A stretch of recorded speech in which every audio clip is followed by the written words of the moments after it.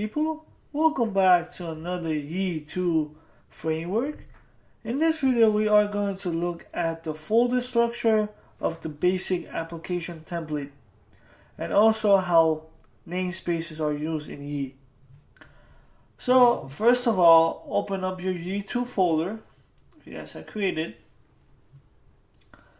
If you look at the left side, you will see all the folders that were created now with the basic application template. So now let's discuss what each directory are doing. First up, let's talk about our assets directory, which appassets.php. This is more likely like your styles that your app will be used, like CSS, JavaScripts, and stuff. Next up, we will cover configuration.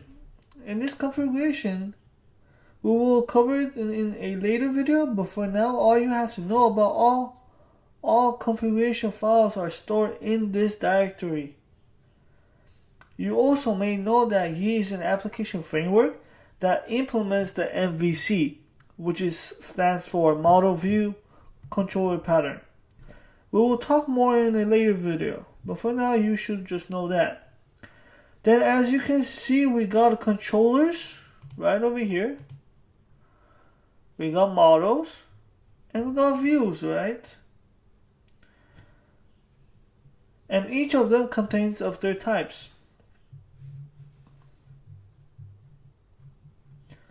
So moving on to check out the test folder,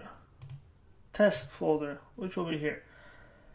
The test folder is that Yi uses a codeception framework that this test directory folder you will use for all your tasks in this, about the codeception framework as well.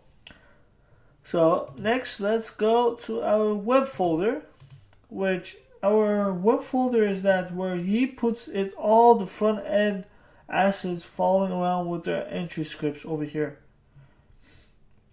Okay, let's open up index.php. As you can see, it looks basic. Let's first start from here. Our required dir, this one, what will this do? It basically loads the framework files and the auto load files.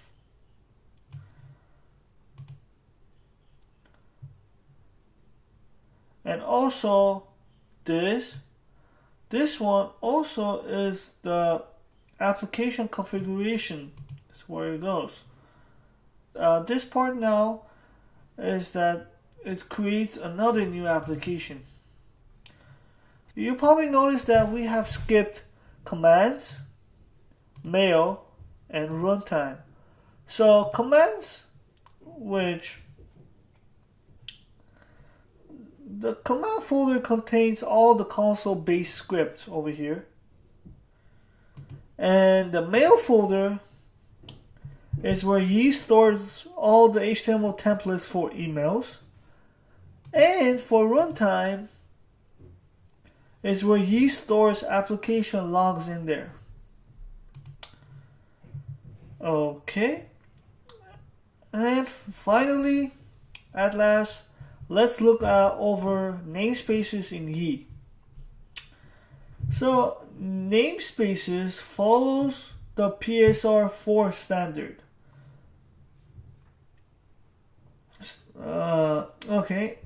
Namespaces follow the PSR4 standard. Let's open up one of the classes file, try to understand what's going on. So let's go to controller. Let's click on site controller and let's zoom in. Okay. Please note that in this case, okay, now let's open up site controller. We have open site controller. Now, the first thing you see is a namespace declaration, right? That tells the autoloader, this tells the autoloader where the classes are located. Please note that in this case that the app is alias to our project root directory. Next, you will see some use statements. The use statements allow us to use shortcuts to our dependent class in our site controller code. For instance, you see that you can see a use app models contact form. So let's scroll to this in our site control code. I think it's line 79 if I'm not mistaken. No, it's 103. It's 103. Okay. As you guys see, okay, in our 103 code, not 79, it's 103 code, that it is being instantiated with a new contact form object right here. The use statement that we saw earlier tells this autoloader to look for a class file in a model subdirectory for our application root. Sure enough, when we open our model directory, which we have over here, we go to contactform.php, we can find the contact form class, which is under app model namespace that we have over here. I hope you guys understand this namespaces.